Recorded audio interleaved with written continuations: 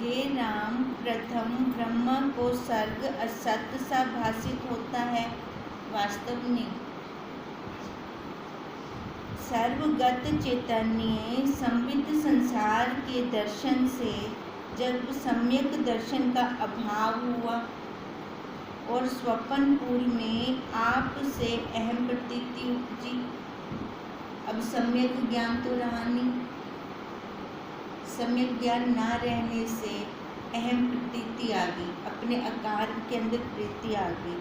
कहते हैं फिर ये दृढ़ होकर दिखने लगा जगत, ये जगत में दृढ़ता तब बन गई जैसे अपने स्वप्न में जगत दृढ़ भासता है और मनुष्य उसे स्वप्न नहीं जानता। स्वप्न जब आ रहा होता है मुझे थोड़ी पता होता है कि स्वप्न चल रहा है हमारा, वो तो हमें बाद में पता चलता है। वैसे ही ब्रह्म का जगत भी सत्य भाषित होता है। ब्रह्मा जी का भी ये स्वप्न चल रहा है। अब ब्रह्म जी के स्वप्न की हम स्वप्न न रहें, जैसे हमें अपने स्वप्न में उस काल में वो स्वप्न नहीं लगता, हमें सच्चा लगता है। कहते हैं ऐसे ये ब्रह्म जी का जगत चल रहा है, ये ब्रह्म जी का स्वप्न है।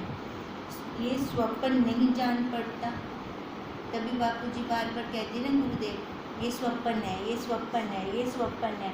हमें दृढ़ता हो जाए कि ये सारा स्वप्न है, वास्तव में स्वप्न है। स्वप्न में क्या है, जो हमने देखा वो वैसा था ही नहीं, पर देखा तो था ना, एक काल में तो देखा था, दूसरे काल में नहीं था। ऐसे एक काल में हम देख रहे हैं, दूसरे काल में है ही नहीं, सारा ही बदल जाता है।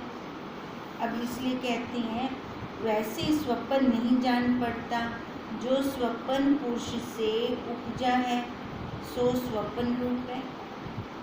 जो स्वप्न पुरुष से उपजा है, अब स्वप्न पुरुष कौन? स्वप्न पुरुष जब हम सो जाते हैं, ठीक है, तो उस टाइम जो स्वप्न पुरुष से निकलता है हमारा, कहते वो स्वप्न रूप ही है। अब हम स्वप्न के दृष्टा, इस काल में स्वप्न के दृष्टा, उस काल में स्वप्न पुरुष, ठीक है। तो अब वो कहते हैं जो स्वप्न पुरुष से निकलेगा वो कैसा होगा, वही स्वप्न रूप ही तो होगा। हे राम, ऐसा जो सर्ग है वह जीव जीव प्रति उदय हुआ है। हर एक का सपना अपना अलग अलग, किसी को एक जैसे स्वप्न आता है। चार बंदे एक ही पलंग पे सो रहे हैं, मानो उनको स्वप्न आ रहा है, सबका स्वप्न अलग अलग होगा, किसी का एक जैसा नहीं होगा। कहते हैं ऐसे हम सब का संसार अलग अलग है, हम सबका संसार अलग अलग, क्योंकि संस्कार, अंदर संस्कार बाहर संसार, वो सबके अलग अलग हैं। कोई किससे दुखी है तो कोई किससे दुखी है। जैसे समुद्र में तरंग निकलते हैं, वैसे ही चैतन्य तत्व का आभास ये जगत दिखता है। अब समुद्र के अंदर तरंग निकल रहे हैं, लहरें निकल रही हैं, बुदबुदें निकल रही हैं, पर है तो वही समुद्र रूप है, समुद्र से अलग तो नहीं है। कहते हैं ऐसे ये जगत लहर है, निकला कहाँ से? वही अपने आत्मा रूपी साक्षी, वहाँ से निकला। अब जो समुद्र से निकला तो वही रूप है ना, तो ये हमारे आत्मा रूपी साक्षी से निकला है, तो ये वही रूप है। पर हमारी दृढ़ता कहाँ है? हमारी दृढ़ता कहाँ है? अपने आकार पे होने के कारण तो ये हमें साकार दिख रहा है, दृढ़ता आकार पे है हमें। मैं भी सच्ची, मेरे वाले भी सच्चे, पर जैसे ये दृढ़ता हमारी भंग हो जाती है, फिर ना मैं सच्ची ना मेरे वाले सच्चे। जब मैं भी सच्ची नहीं, मेरे वाले भी सच्चे कहनी, तहिंदा मतलब जगत सच्चा है बोला नहीं, फिर जगत भी नहीं सच्चा। ये दृढ़ता का है, अपने भावों का है, हम कहाँ मुशारत करते हैं अपना। कहते हैं वैसे ही ये चैतन्य तत्व का आभास जगत दिखता है। जैसे स्वपनपुर में असत पदार्थ होते हैं, वैसे ही ये पदार्थ भी वास्तव नहीं है। अब स्वप्न के अंदर कुछ सच होता है क्या? कितना कुछ बना देते हैं, कितनों को मिल आते हैं, पर सारा ही झूठ होता है, सारा मिथ्या होता है। कहते हैं ऐसे ही सारा मिथ्या है, जितना भी इन आंखों से दिख रहा है सारा मिथ्या है, सारा झूठ है। और ये मन के संकल्प से भ्रम मात्र ही स्पष्ट भाषित हो रहा है हमारे पुण्य, हमारी कल्पना। अब उन्हीं कल्पना के भावों में हम बह रहे हैं। माँ बन गई, पत्नी बन गई, बहन बन गई। भाई का कब दुख लगता है? जब बहन बनूंगी मैं पहले। पति का कब दुख लगेगा? जब पहले पत्नी बनूंगी।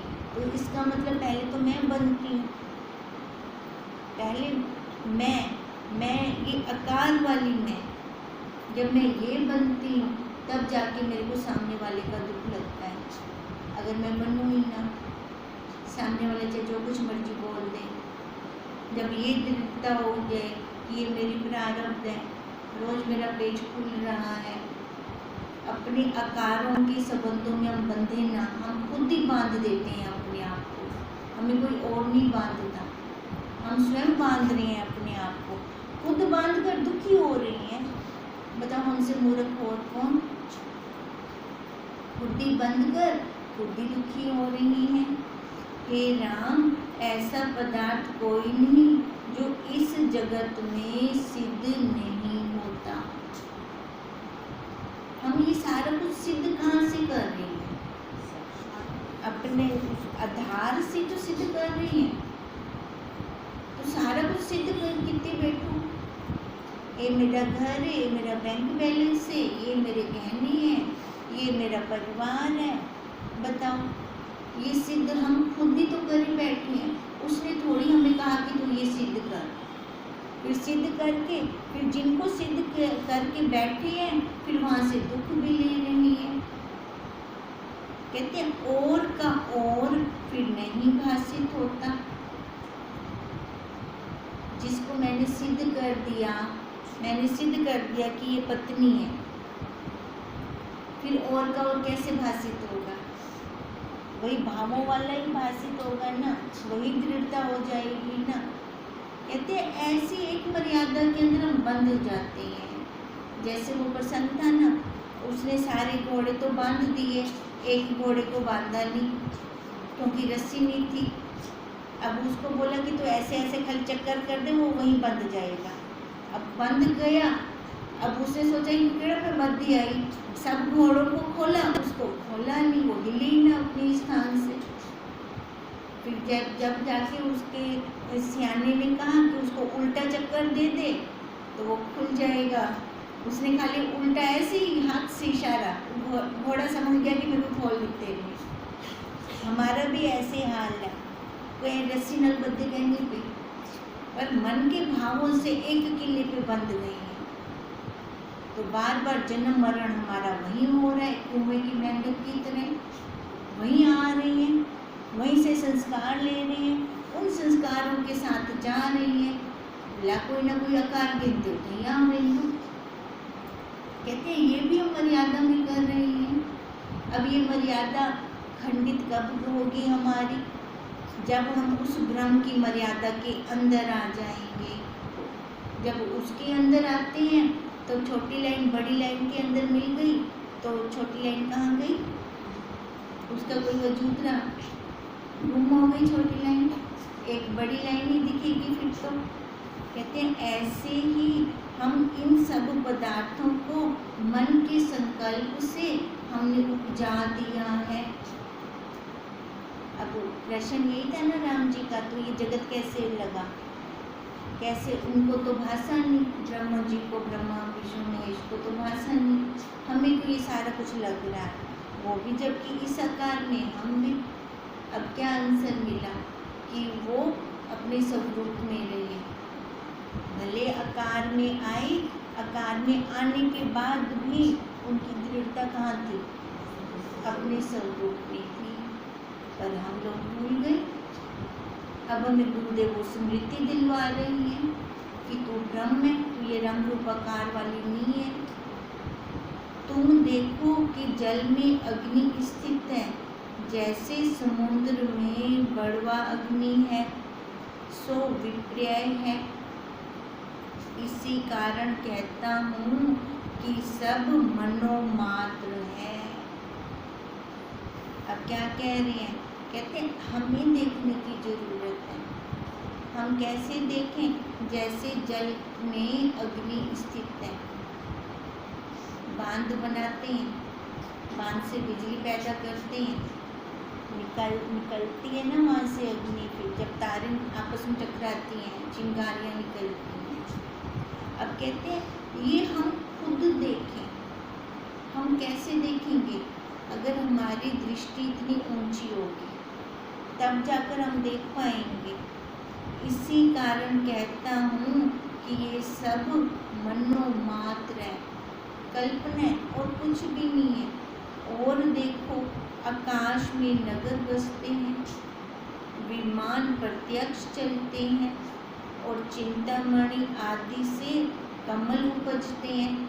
है कुछ भी नहीं, है कुछ भी नहीं, पर हमने सब ये अपनी कल्पना के अंदर बना रखा है। जैसे हिमालय पर्वत में बर्फ और सब ऋतु में फूल एक ही समय उपजते हैं, जैसे संकल्प के कल्पित वृक्ष से पत्थर निकल आते हैं। संकल्प के कल्पित वृक्ष से पत्थर निकल आते हैं। अब संकल्प वाला वृक्ष कहाँ होगा? भावों में। हम ही अपने भावों से निकाल रहे हैं। हमने पत्थर निकाल दिए, हम चाहे तो जरा कुछ मर्जी कर लेते हो। हम ये दुख भी हम खुद निकाल रहे हैं। खुद है तो नहीं, बना तो नहीं हुआ, कहीं से हम लेते भी नहीं है कि कहीं से उधारा लेकर आ गए हो। तो इसकी फैक्ट्री कौन है? दुख बनाने की फैक्ट्री कौन है?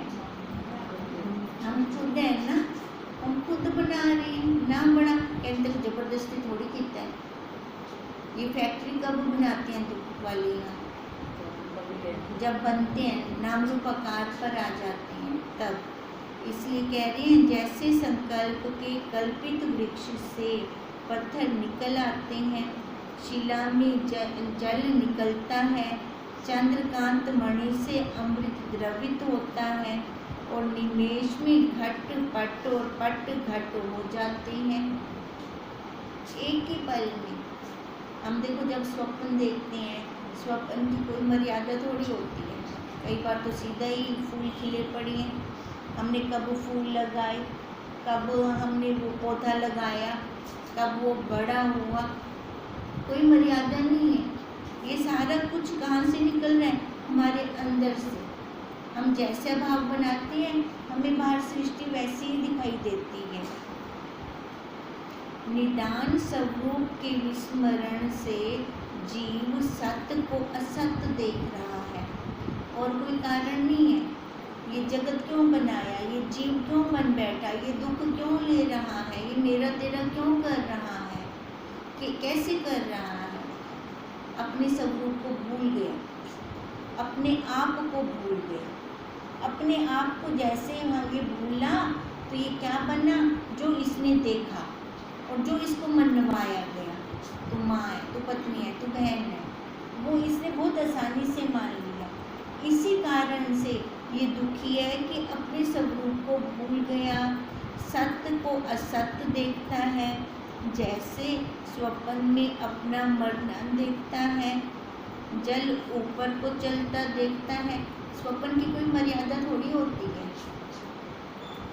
कुछ भी निकल सकता है स्वप्न में। तो अब कहते हैं जैसे स्वप्न में अपने आप को मरता हुआ देख लिया इसने, जल को ऊपर चलता हुआ देखा, मेघ होकर स्वर्ग में गंगा बहती देखी और पत्थरों को उड़ते हुए देखा, जैसे पंखों वाले पहाड़ उड़ते हैं और चिंतामणि शिला रूप से सब पदार्थ उपजते हैं। अब देखो ये जो जो उसने देखा, ये सारी बिना मर्यादा के देखा उसने। अब ये कहाँ से निकाला?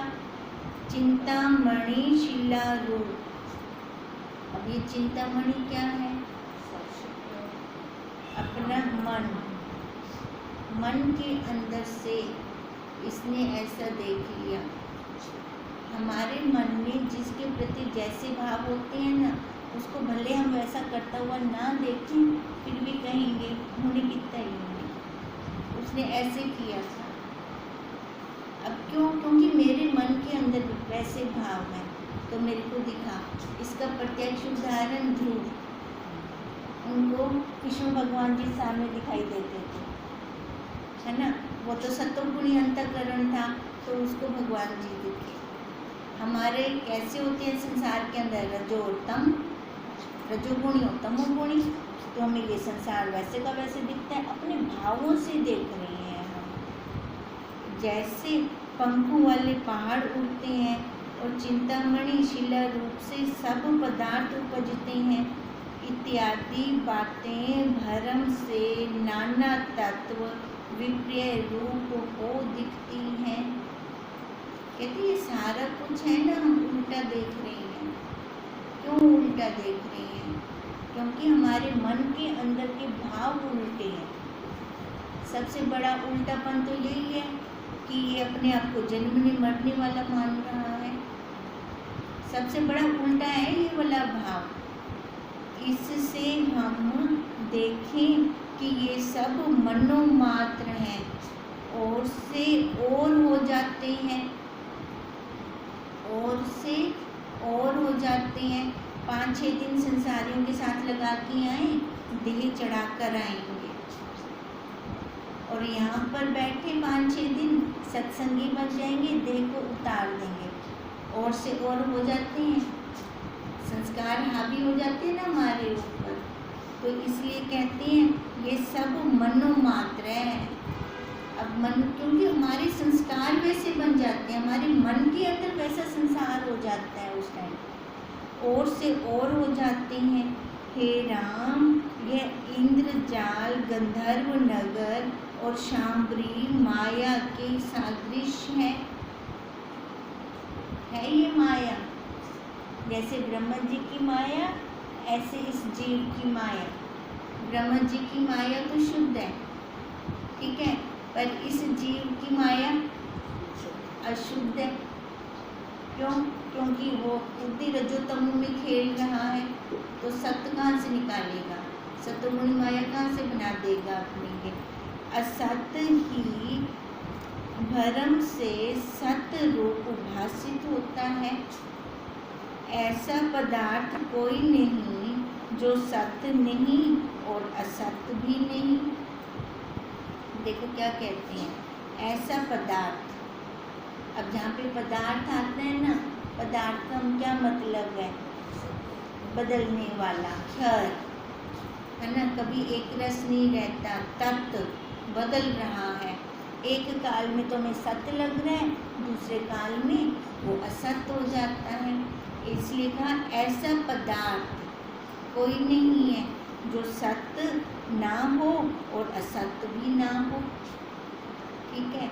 इति श्री योग विशिष्ट निर्वाण प्रकरण जागृत स्वप्न विचार नाम 49 सर्गा समापत, 59 सर्गा समापत। वशिष्ठ जी बोले, हे राम, यह संसार मिथ्या है। जो पुरुष इसको सत्य जानता है वो महामूर्ख है। अब महामूर्ख कौन है? हम स्वयं हैं। और भ्रम से भ्रम देखकर महामोह को प्राप्त हुए हैं, है ना। जैसे स्वेटर बुनते हैं ना, फंदा के अंदर फंदा डालते हैं, ऐसे हम ये संसार बुन रखा है, अपना फंदे के अंदर फंदा डाल रखा है। अब देखो न खाली नानी बने, नानी बनते ही धोती आ गई सामने, और धोतीदार परिवार अगर कितना बड़ा, जैसे जैसे वो बड़ी होती गई उसके परिवार भी बढ़ता गया। वो परिवार कहाँ आ रहा है? नानी के अंदर। अब धोती से नानी के बीच की यात्रा देखो कितनी बड़ी है। उसके साथ और कितनी साइडों से संकल्प निकले होंगे। बेटी का भी तो संकल्प, जवाई का भी तो संकल्प, फिर बेटी की सास का भी संकल्प। अब देखो ये फंदे में फंदा डालकर स्वेटर खड़ा कर देती हैं इतना बड़ा। अब कहती है वास्तव में ये सारा मिथ्या है। जो पुरुष इसको सत्य जानता है वह महामूर्ख है और भरम में भरम देखकर महामोह को प्राप्त होता है। जैसे कोई मृग गड्ढे में गिर पड़ता है तो दुखी होता है और फिर उससे भी बड़े गड्ढे में गिरता है तो अति दुख पाता है। अब एक खड्डा हो गया, बेटी बनाई, बड़ा खड्डा हो गया, धोती बनाई, है ना। बड़े खड्डे के अंदर गिरा ना तो सारा लाइनवार सारा दुख चल से ना दबला, फिर अति दुख पाता है। वैसे ही जो मूर्ख पुरुष है वह आत्मा के अज्ञान से संसार रूपी खड्डे में वो गिरता है। जब हमें अपना स्वरूप का ज्ञान नहीं होता तो संसार का तो ज्ञान है, तो ये सबसे बड़ा खड्डा है ये हमारे लिए, खाई है सबसे बड़ी, फिर इसमें गिरते हैं और अनेक प्रकार के फिर दुख पाते हैं। एक स्वप्न के बाद दूसरा स्वप्न देखता है। अभी एक स्वप्न खत्म नहीं होता, दूसरा स्वप्न पहले चल पड़ता है। कैसे?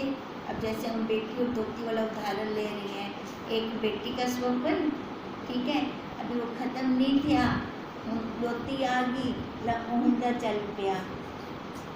इस विषय का एक इतिहास कहता हूँ, उसे मन लगाकर सुने।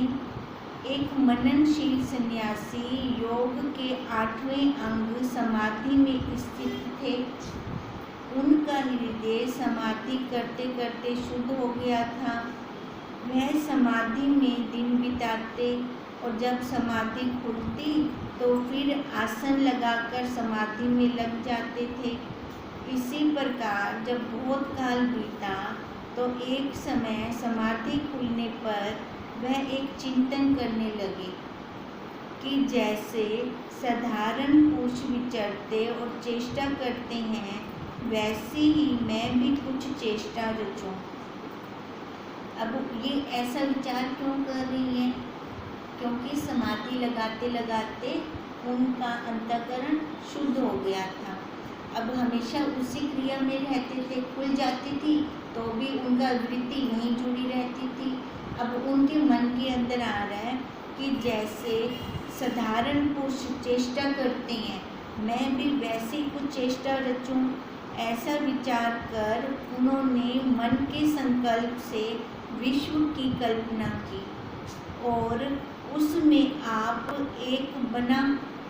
अब विश्व की कल्पना कैसे होगी? जब खुद हम बनेंगे ना। अब देखो, जब हम स्वप्न देखते हैं तो स्वप्न में हम होते हैं। कभी ऐसा स्वप्न तो नहीं देखा हमने कि जिसमें मैं ही ना हूँ। आया ऐसा स्वप्न? जब नहीं ना, पहले तो हम होंगे उस स्वप्न के अंदर, फिर मैं सारा स्वप्न रचूँगी।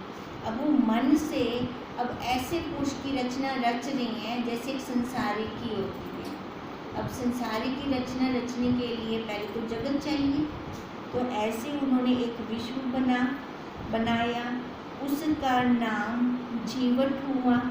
निदान वह मद्यपान करता और ब्राह्मणों की सेवा भी करता। चेष्टा करते करते वह सो गया। स्वप्न में उसको ब्राह्मण के शरीर का भान हुआ। अब ये खाली मन से रच रहे हैं वो सारा, तो वह उस ब्राह्मण शरीर में वेद का अध्ययन और पाठ करने लगे। अब उनके ज़्यादा संस्कार तो समाधि वाले थे। अब ज़्यादा संस्कार समाधि वाले होने के कारण मद्यपान भी आया, वो चेष्टा कर रहे हैं संसारी पुरुष की, और उधर से ब्राह्मण वाली भी चेष्टा उनके मन के अंदर चल रही है। अब जो वृत्ति हमारे अंदर चलती है ना, स्वप्न में वही निकलती है। अब स्वप्न में उनकी क्या आया कि ब्राह्मण शरीर में वेद का अध्ययन और पाठ कर रही हैं। ऐसी चेष्टा में जब उसे चिरकाल बीता तो फिर स्वप्न हुआ। स्वप्न के अंदर स्वप्न आ रहा है, उसमें उसने अपने को वही सेना से युक्त, बड़ी सेना से युक्त राजा देखा और उस सेना के साथ वह राजा होकर विचरने लगा। पहले स्वप्न में उन्होंने क्या देखा अपने आप को? ब्राह्मण, ठीक है। अब ब्राह्मण के वेश के अंदर फिर उन्होंने दूसरा स्वप्न लिया। अब दूसरे स्वप्न में क्या देख रही है अपने आप को? राजा। अब राजा के साथ क्या होती है? सेना। अब वही सेना के साथ विचरने लगे। कुछ काल जब इसी प्रकार व्यतीत हुआ तो फिर स्वप्न हुआ और उस स्वप्न में उसने अपने को चक्रवर्ती राजा देखा। अब राजा वाले संस्कार आ गए। अब राजा वाले संस्कार से क्या एक और स्वप्न देखा। अब और स्वप्न में क्या देखा अपने आप को? चक्रवर्ती राजा। ये देखो संस्कारों की बलिहारी बता रही है। अब ये संस्कारों की बलिहारी हमारे जन्म पे जन्म आ रही है, वैसे ही आते हैं हमारे आगे जन्म। कहते हैं उस स्वप्न में उन्होंने अपने को चक्रवर्ती राजा देखा। वह चक्रवर्ती होकर सारी पृथ्वी पर आज्ञा चलाने लगा। जब कुछ काल बीता तो फिर अपने को देव अंगना के रूप में देखा। अब राजा है तो राजा तो सारे कर्म करेगा। अब सारे कर्म करते करते उसकी वृत्ति कन्याओं में चली गई, स्त्रियों में चली गई। अब वहाँ से फिर अपने आप को उसने क्या देखा? देव का अंगना के रूप में देखा। वह देवता के साथ बाग में विचरने लगी और जैसे बेल वृक्ष के साथ शोभा पाती है वैसे ही वह देवता के साथ शोभा पाने लगी। वो शुरू में क्या था? समाधि लगाने वाला ब्राह्मण था ना। अब देखो उसकी वृत्ति कैसे कैसे नीचे जा रही है, कैसे कैसे बदलते जा रहे हैं संस्कार उसके।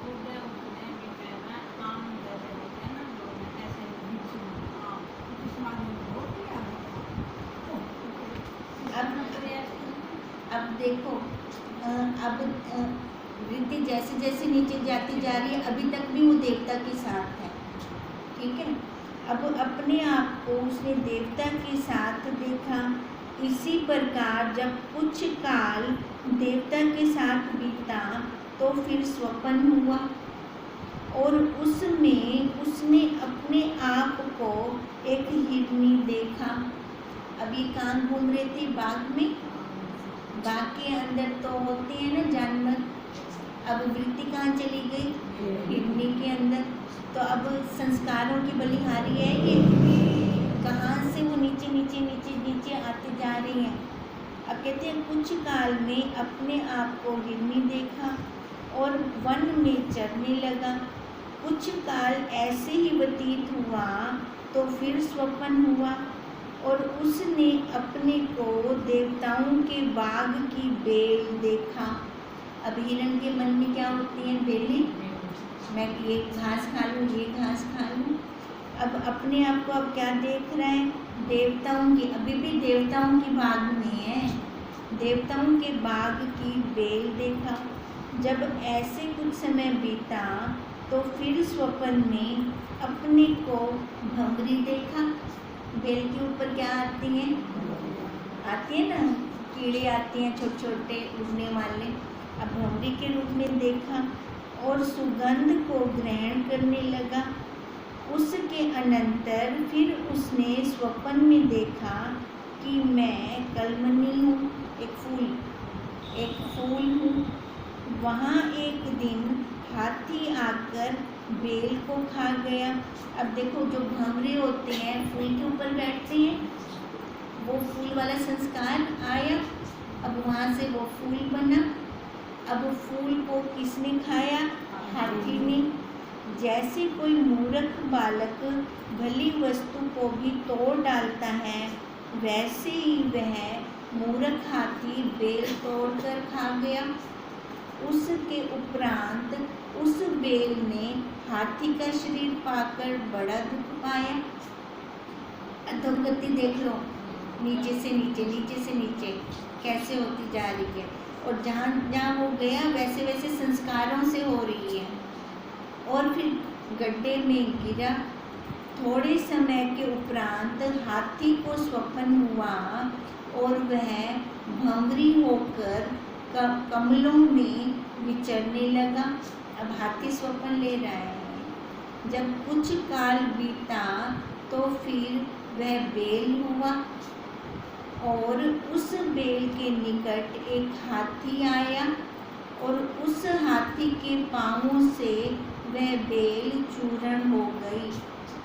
तब उस बेल को एक हंस ने खाया। तब वह बेल हंस होकर बड़े मानसरोवर में विचरने लगी। फिर उस हंस के मन में आया कि मैं ब्रह्मा का हंस हूँ। तब वह अपने संकल्प से ब्रह्मा का हंस बन गया, जैसे जल का तरंग बन जावे। अब कैसे बना? अपने मन के संकल्प से। अब कहते हैं जैसे जल का तरंग बन जावे। तरंग भी तो जल रूप है ना। तब ब्रह्मा के उपदेश से हंस को आत्मज्ञान प्राप्त हुआ। घूम फिरते ब्लाव थी आया और सारे चक्कर खाया, पर टाइम की न लग गया। टाइम लगा है ना। अब यही टाइम, ये समझ लो अपनी कथा चल रही है। हम जिन संस्कारों में खेलते हैं वही संस्कार अपने अंदर दृढ़ता के साथ लाकर फिर अंत समय में वैसे हम आगे को निकलते हैं, वैसे यात्रा पे चल पड़ते हैं। एक ही काल में दो की शरीर शांत हुआ, पर दोनों का जाने का मार्ग अलग अलग होगा, एक नहीं होगा। क्यों? उसके संस्कार सबके अलग अलग। अब कहते हैं इतना सारा कुछ घूम के फिर हम लय हुए, अभी क्या माड़े हैं? खाली वृत्ति का ही तो फेर है, अपने भावों का ही तो फेर है। अभी हम अपनी वृत्ति उसके साथ को न जोड़ें। बाद में भी तो उन्होंने जोड़ा ना, हंस को आया ना, मैं ब्रह्मा जी के साथ क्यों ना अपना मेल करूं। मैं अपने आप को कहते हैं ब्रह्मा का हंस क्यों ना बनूं। अब वो बाद में भी तो वही वृत्ति उठाई ना, तो अभी मैं ब्रह्म हूँ, क्या माड़ी हूँ। अभी मैं ये संस्कार दृढ़ कर लूँ अपने अंदर, तो इतना लंबा रास्ता होगा। तभी कहते हैं ये मेरा लास्ट जन्म है। तो या कोई कारण क्या नहीं, आखंडता यो कारण है, ये मेरा लास्ट जन्म है। अपनी दृढ़ता, अपने भावों की दृढ़ता। अब कोई मेरे को डंडा थोड़ी मारेगा कि तू पत्नी है, तू माँ है, तू बहन है ना। मेरे मन के अंदर क्या है, मेरे मन के अंदर की दृढ़ता की प्रधानता है। हम सबकी प्रधानता वही है। आकार के साथ व्यवहार कर दो, मनन नहीं है, कर दो व्यवहार वैसा का वैसा कर दो, सामने वाले को पता भी ना लगे कि नाटक कर दी कि बेटा। तो अच्छा एक्टर बनना चाहिए, तो वैसे अच्छा एक्टर क्या हम नहीं बन सकते? आप पता नहीं रोमन पिटन बैर अंदरों रोंदी पिट दो, एक्टिंग करूँ, एक्टिंग कर दें, है ना। अपने वृत्ति को अपने भगवान जी से, अपने अंतर्यामी परमात्मा के अंदर जानता बैठे ना सारा कुछ, उससे कुछ छुपाए क्या? बाहर चाहे हम जितने मर्जी लेप लगा लें, है ना, उसके ऊपर उसके साथ तो लेप से नहीं चल सकते। वो तो जानता है ना हमारे एक एक पल को, एक एक क्षण को, एक एक सोच को हमारी जानता है। तो कहते हैं अपने आप से ईमानदारी करें, खाली भावों को ही बदलना है और कुछ नहीं करना। वो आसान है, बहुत आसान है, हम सारे कर सकते हैं। फिजिकली काम हम सारे नहीं कर सकते, है ना, पर ये वाला तो कर सकते हैं। और इसी की यही मुख्य है, यही पुरुषार्थ है हमारा। और संसार में इतने टफ टफ काम करते हैं, वो पुरुषार्थ क्या नहीं, वो कम में, वो बेवकूफ़ी वाले काम में आपको वो भी कर दो। खाली यही प्योरिटी वाला काम यही एक कर दें, अपना काम बन जाएगा, और कुछ हमें करने की ज़रूरत नहीं है। ओम तम नमामि